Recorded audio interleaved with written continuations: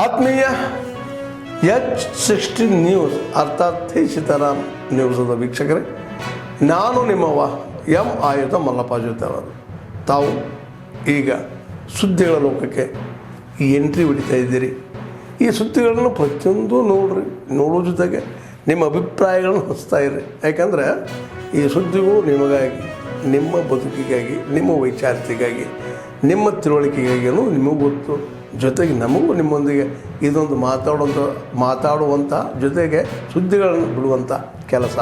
ಈ ಕೆಲಸದಲ್ಲಿ ನಾವು ನಿಮ್ಮೊಂದಿಗಿದ್ದೀವಿ ಅಂತ ಹೇಳ್ತಾ ನೋಡ್ತಾ ಇರಿ ಸುದ್ದಿಗಳನ್ನು. शुभम शेट्टीचा विषय चाललेला या बाबतीत पूर्वी मी आता मुद्दाम पोलिसांना बाहेर लागतोय. मधु कनबर्गे प्रत्येक एक फिल्ममधला निदान 4 लोकांनी बुकिंग करून प्रसिद्ध झाला होता. मधु कनबर्गेंना मुख्य पंतप्रधान इंदिरा गांधीच्या समितीकडे गोंधळ घातला, मोरारजी देसाईंच्याही घातला, त्याला मारले होते. अलीकडच्या काळात काय झालंय, पोलिसांनी आम्हाला हात लावायचं बंद केले. त्यामुळे आम्हाला असं वाटायला की आमची चळवळ संपली. पूर्वी काय होतं, पोलीस पोलिटिशियनला नेत नव्हते. पहिला 10 पोलिटिशियन फिरवून रूळ फिरवत होते आणि नंतर घरी सोडत होते. आज नशीब आहे, संध्याकाळी नेल्यानंतर जेलला पाठवले. तुम्ही समितीचे अंक काढून बघा. समितीची मागणी होती की समितीच्या कार्यकर्त्याला पहिला जेलला पाठवा. ही मागणी होती, आज ती नाही आहे. आज काय झालंय, प्रत्येकाला उचलले पोलीस संध्याकाळी जेलला पाठवतात. त्याच्या अंदाजला आड मोठे त्या तुझे सगळे मोठेला सगळे 10 वर्ष बंडू गाडगे त्याच्यावर आरून चौले म्हणजे बेळगावचा मोठा व्यापारी प्रकाश चौलेला भाऊ, त्याचं वजन किती असेल त्याला फिरवलं अंगावर. ह्या परिस्थितीत आमच्या कार्यकर्त्यांनी कामं केली पूर्वीच्या, लक्षात ठेवा. आणि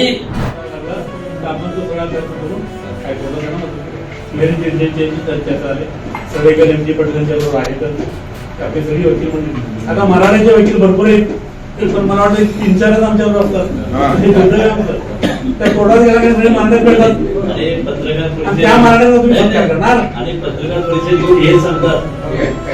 हा पत्रकार परिषद घेतलेच नाही का आपल्याला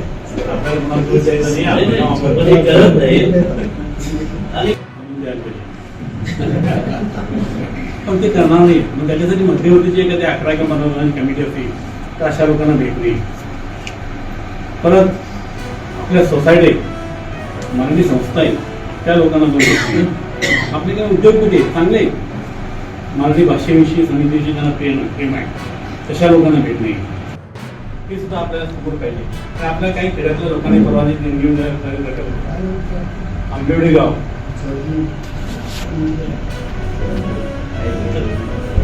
Sri Irant Kadadi demand for legal protection to stop any fund diversion of scheduled caste subplan and tribal subplan.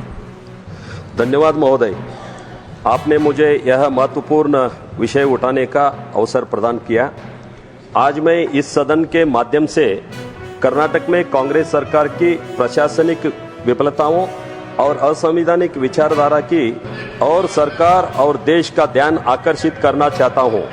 वर्ष 2023 में कर्नाटक में कांग्रेस पार्टी ने चुनाव 5 गारंटियों के वादे पर लड़ा और सत्ता में आई.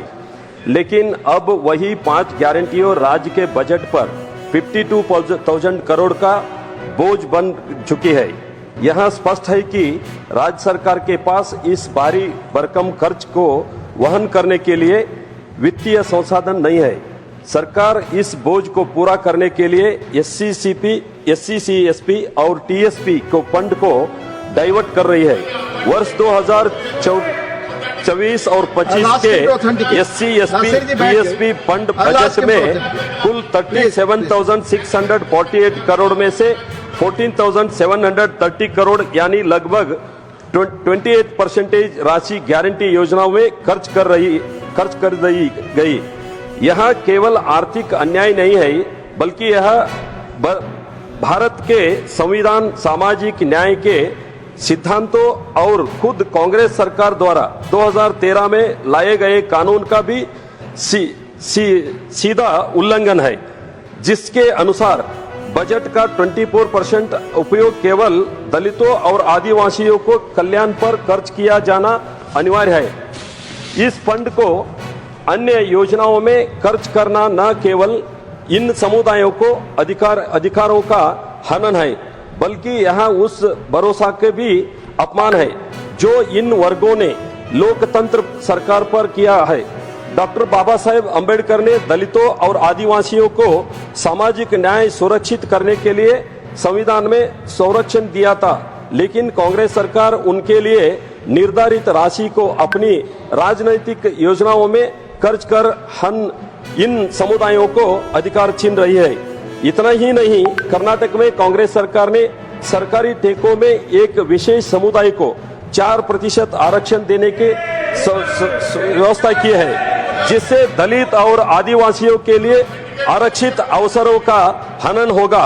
और जब भाजपा के विधायकों ने इस मुद्दे पर कर्नाटक विधानसभा में आवाज उठाई तो 18 विधायकों को 6 महीने के लिए विलंबित कर दिया गया, जो लोकतंत्र का हत्या के समान है।